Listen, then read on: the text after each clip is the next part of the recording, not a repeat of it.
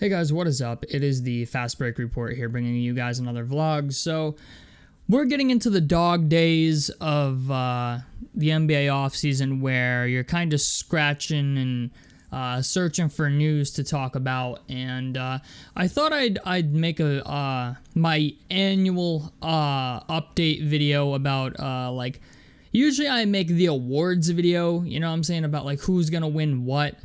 And I usually go from there. And this year I want to talk about the league MVP, specifically the league MVP. Maybe I'll make an awards video, the next one where I talk about all the awards. But I want to talk about MVP specifically because I think MVP is going to be a very, very interesting race this year. There's a couple guys I don't have on my list that people are going to be upset about, and I'll provide reasonings for that. But I'm going to start off, I guess, with the person that I think is definitely going to win it this year. I've been predicting this, I think, for like 2 or 3 years now, but it's because the guy's always been in the conversation but has never actually won it, and I think this year's probably the year that he does, and that's Luka Doncic. The Dallas Mavericks had a very, very strong second half of the year last year. They went 21-9 down the stretch to end up with 50 wins.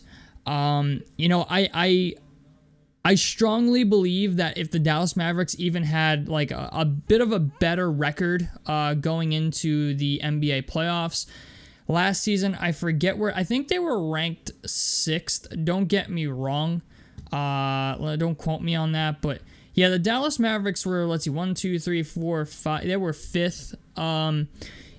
They were anywhere from that 5 through 7 range.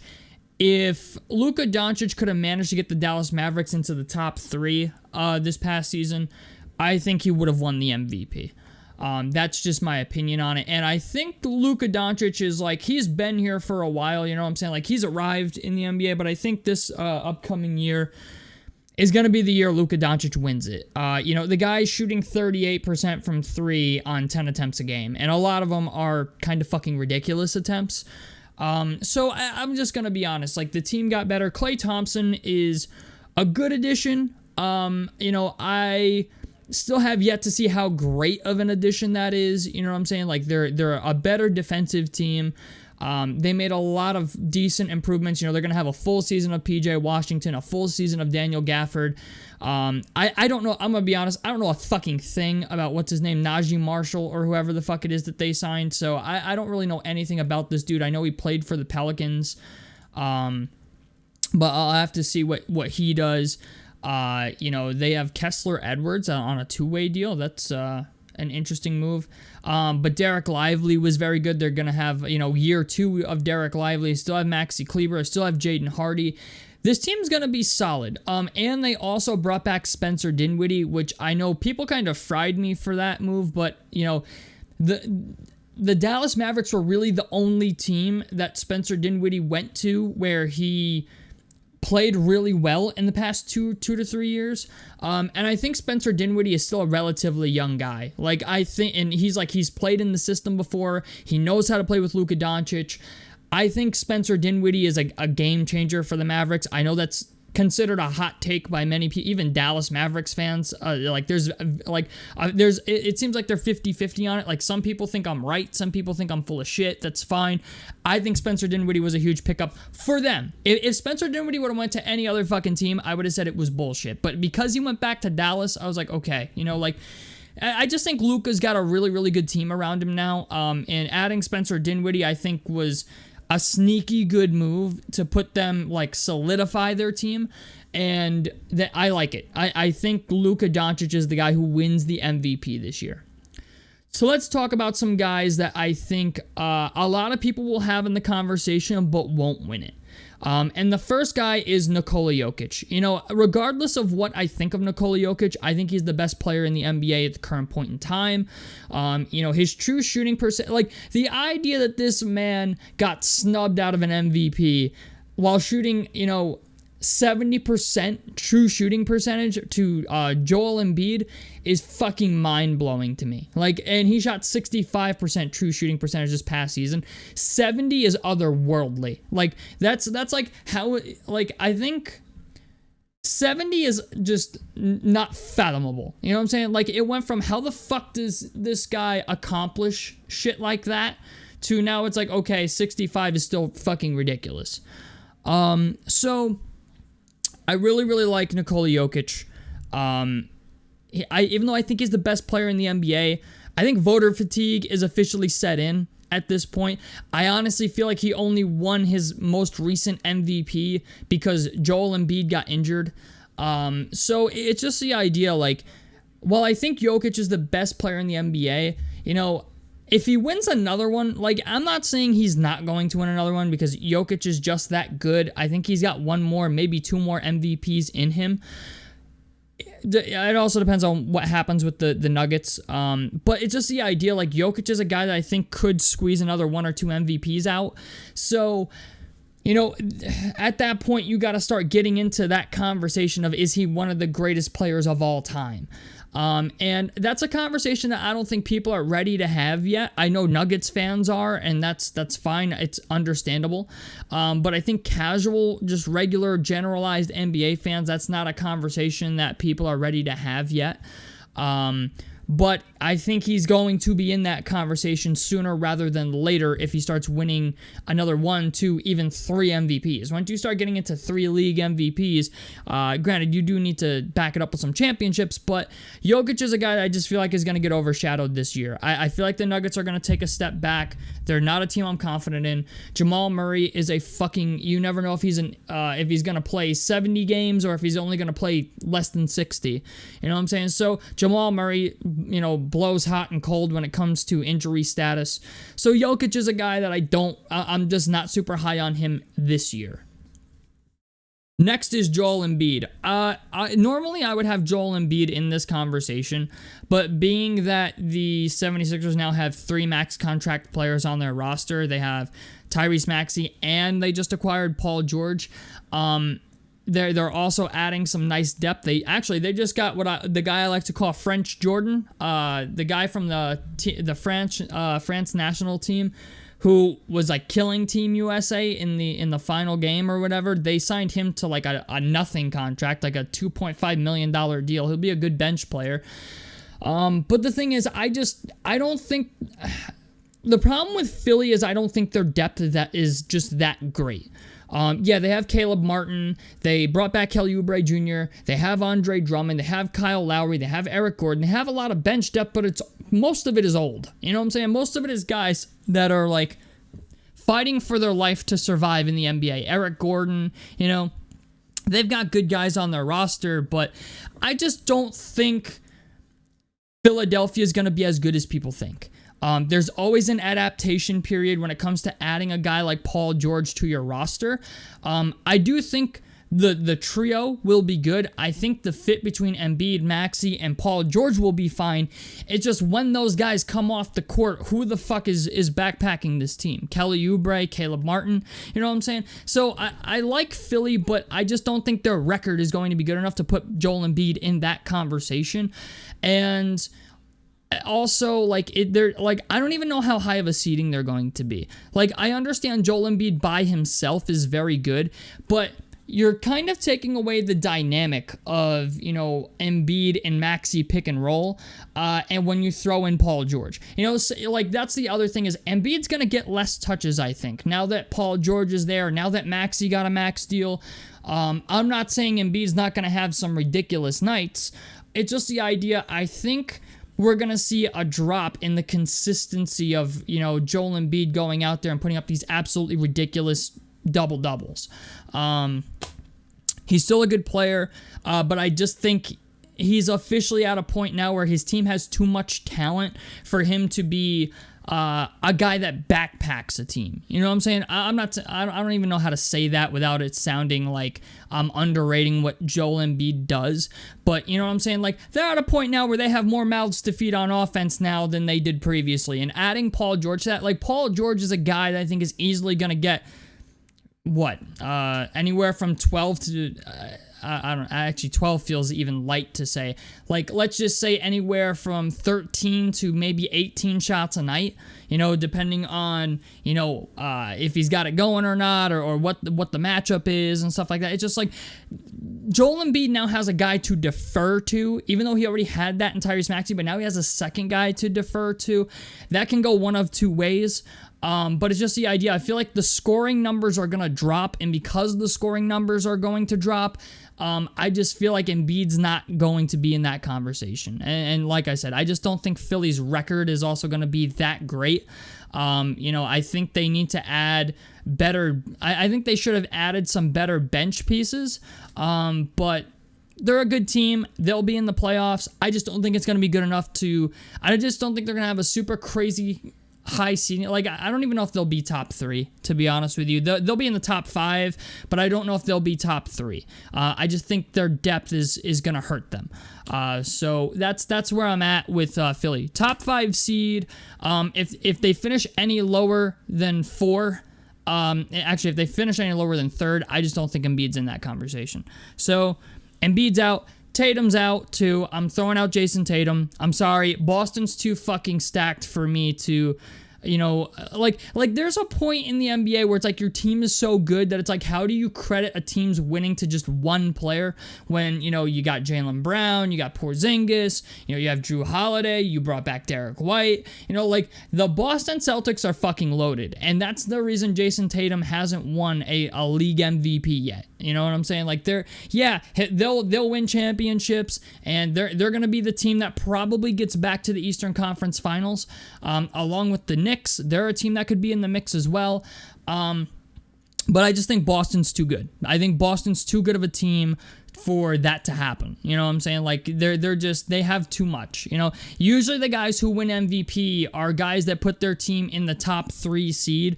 And they're obviously the best player on the team, and it's not even it has to be by a wide margin. You know what I'm saying? Like SGA is a guy that I think will be in the conversation again this year. Just because OKC, they got a lot of talent, but it's obvious SGA is, leaps and bounds above the next best player on that team. Whereas you look at the Celtics, you look at the 76ers, you can't say that. Even the Knicks, and this is going to upset Knicks fans, I don't think Jalen Brunson's going to be in the MVP conversation. He's like an honorable mention at this point, but he's a guy that I think officially has too many mouths to feed. You have Mikal Bridges, you have OG Anunoby, you have Randall coming back. I don't know what the starting 2 guard looks like. I don't know if it's going to be DiVincenzo or Hart, but Jalen Brunson now has a lot of mouths to feed on that offense. And, one thing that really benefited Jalen Brunson last season, as I'm sure Knicks fans will disagree because they always do. I'm a New Yorker. I understand. Okay. Jalen Brunson's numbers really went up when guys started getting injured. After the All-Star break, Jalen Brunson came in and just it was obvious he had to take over, and he's capable of doing that. And there are going to be moments in this upcoming year where Jalen Brunson is probably going to hit some game winners. He's probably going to hit a lot of them, to be honest with you. He does a lot of his work from the mid-range. But I just feel like the Knicks are another team like Boston that is so loaded that it's going to be hard to justify their success on one player. You know what I'm saying? Like, you have officially 2 of the best 3-and-D players in the league on your team in OG Anunoby and in Mikal Bridges. The only way you really get better than that at this point is if you have Paul George and Kawhi Leonard, and that didn't even work for the fucking Clippers. So, all I'm saying is, Unless I think Mikal Bridges will take a step back offensively to maybe fit their scheme more because he's done that before, but I don't think OG Anunoby's going to. I also think Randall's going to get his touches because of the position that he plays. He plays the 4. A lot of teams don't have great 4s, so it just I just feel like that's too much of a mismatch to just ignore it. And it's just the way that team's constructed. It's like, we'll see what happens. But right now, early on, I just feel like the Knicks have too many mouths to feed on offense for Jalen Brunson to really make that conversation. I think the Knicks will be a top 3 team in the East, guaranteed. But I look at it and I'm like, Brunson's good, but, is he still going to come out and average 26 a game?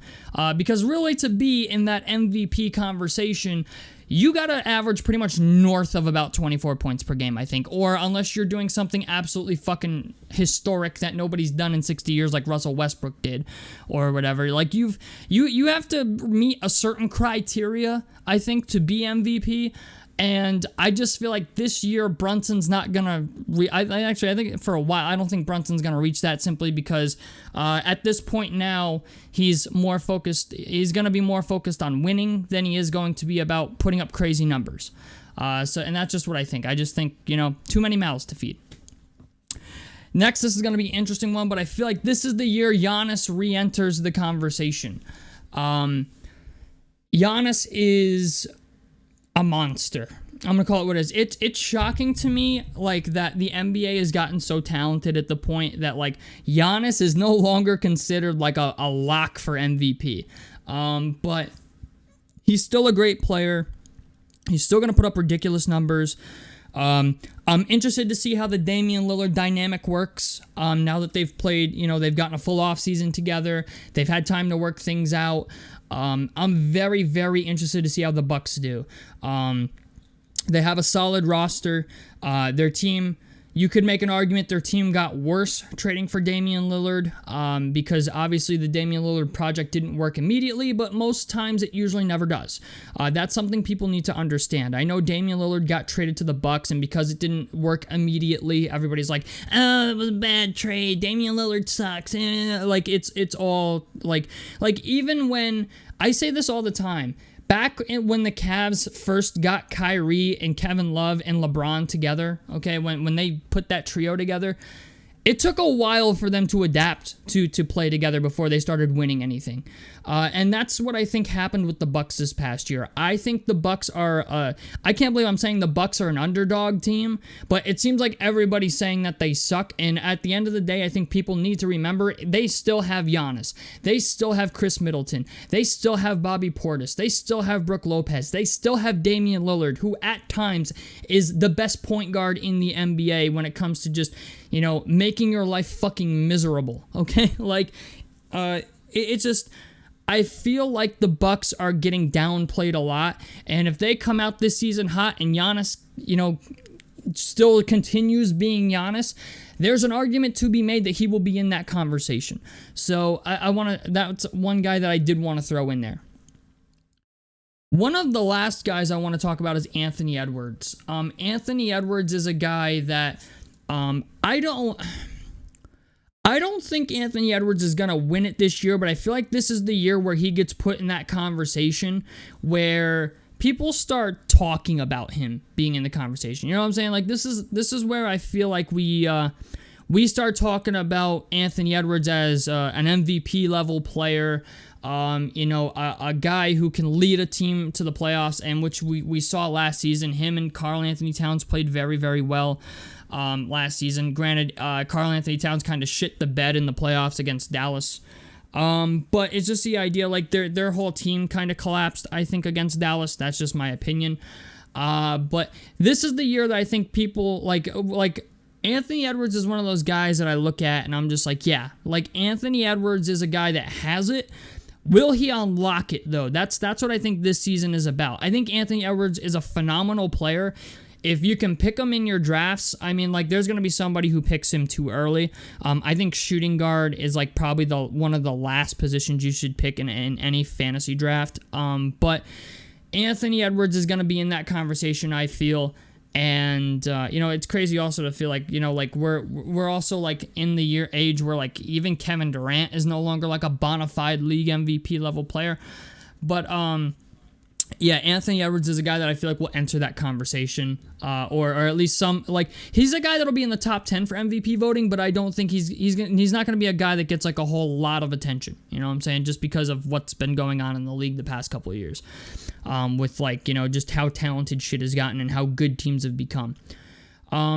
Speaking of a guy I was just talking about, Kevin Durant, I think Phoenix has the ability to be in that conversation, but it's really going to be odd You know what I'm saying? Like, Phoenix is not a team I'm confident in, but they have the talent. You know, that's the only reason I'm putting Kevin Durant here is because Kevin Durant is still, we saw it in the Olympics, one of the best players in the world. We saw what he did for Team USA as soon as they, like, this is a guy who did not play a single exhibition game for Team USA. He came in game one, the first game he played, and shot the lights out. Showed everybody around the world why he's the best player or the best scorer in the world. Okay, Kevin Durant can still hit that switch when he wants to, and I don't know if Kevin Durant can do it for an entire season, but they added Tyus Jones. Mike Budenholzer is the primary reason for this. I think Mike Budenholzer is very, very good at capitalizing on what he has. And I just think, I saw what Mike Budenholzer did with Giannis, and while I understand Giannis and KD are two completely different types of players as far as the way they play the game, but it's important to understand, like, Kevin Durant, I know that everybody says he's like 6'11", that motherfucker is 7 foot tall, okay? If Mike Budenholzer could get, MVP level shit out of Giannis, I'm very interested to see what he can do with Kevin Durant and Devin Booker and Bradley Beal and adding Tyus Jones in there and stuff like that. Granted, Phoenix would have to play really, really good, and I just don't think their roster is constructed that well to be a team that wins, 52, 53 games. I just don't. I feel like they lack depth. I feel like they're adding little pieces here and there where they can. I mean, even Tyus Jones was a guy that they had to pick up on a bargain deal because they really can't fucking sign anybody else. So their team is at this point where it's really relying on guys to come there on cheap, like, vet minimum deals. So I'm not confident in Phoenix. I think they'll be better this year.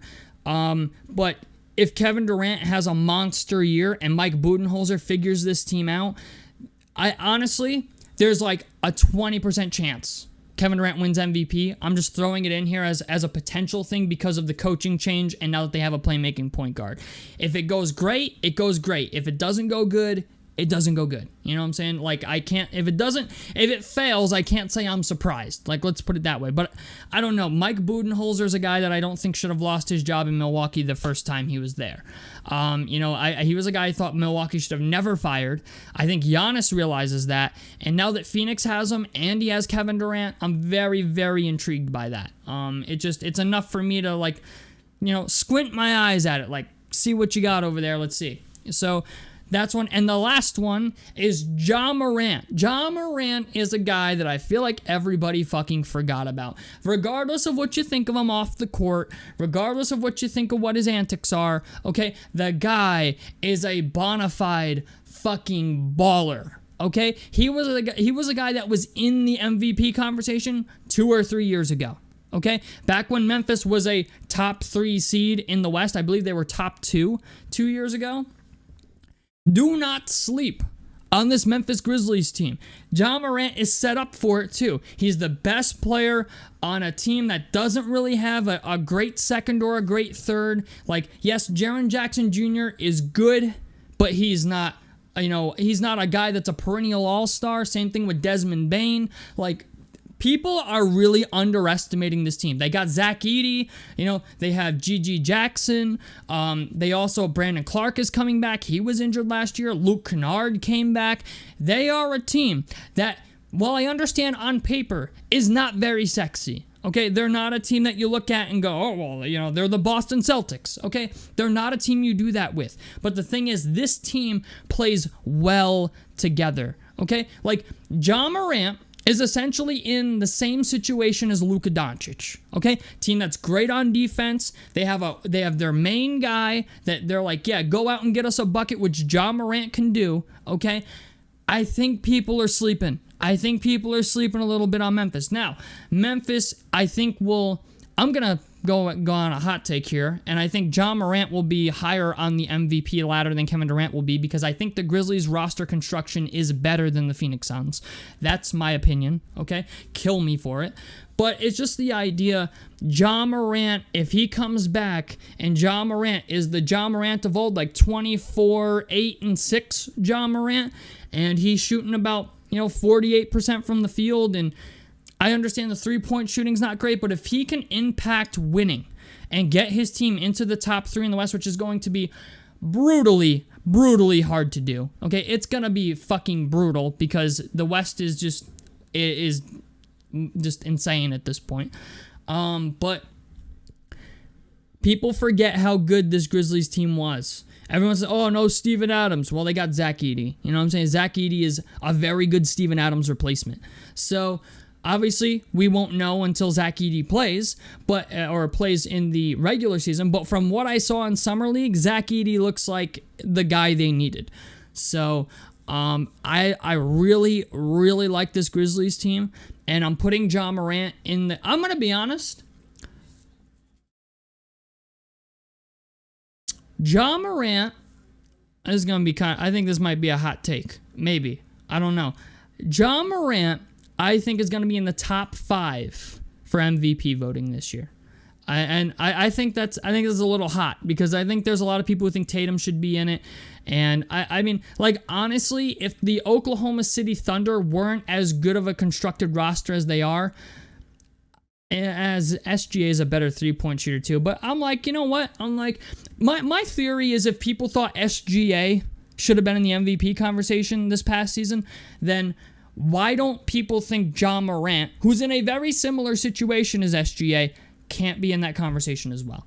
Ja Morant is a fucking wild card for MVP. He's a guy that, you know, it could go good or bad, but the thing is, Ja Morant's a guy that I look at and I'm like, I know what he's capable of. We know what he's capable of. People who actually watch the Grizzlies fucking play know what he's capable of. He's must-see TV. Like, there are few players in the NBA that I watch and, like, I make it a priority to watch them when they play because I'm a Pacers fan, right? So I don't really, like, follow a lot of other teams super as closely as the Pacers, but when Ja Morant is playing and Zion Williamson are playing, I feel like that's must-see TV. And when you have that element to your game, okay, Ja Morant's a guy that I just feel like if he's not at least being brought up a little bit in certain conversations, I'm not saying he's going to be bona fide, but I feel like you're going to hear people talking about it if the Memphis Grizzlies come out of the great, like,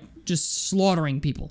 So, all I'm saying is don't sleep on Ja Morant. That I know everybody's wanting to. I know everybody's like, oh, they're injured all the fucking time, and they're this and they're that, and he's not that good. He's not that guy. No, he is that fucking guy, okay? Regardless of what you think of him flashing guns on Instagram and shit like that, okay? The boy can ball. I mean, he can ball. And so that's my thoughts on it. So, all right, this video's working on 30 minutes long. I didn't expect it to be this long, but those are my MVP picks. Obviously, Luka Doncic is the guy I got winning. I got a lot of runners up, guys that, you know, could be in the conversation, but tell me what you guys think about this down below in the comment section below. A like helps me out. Subscribe if you guys want to see more on the Fast Break Report. And I'm out of this motherfucker. Peace, guys.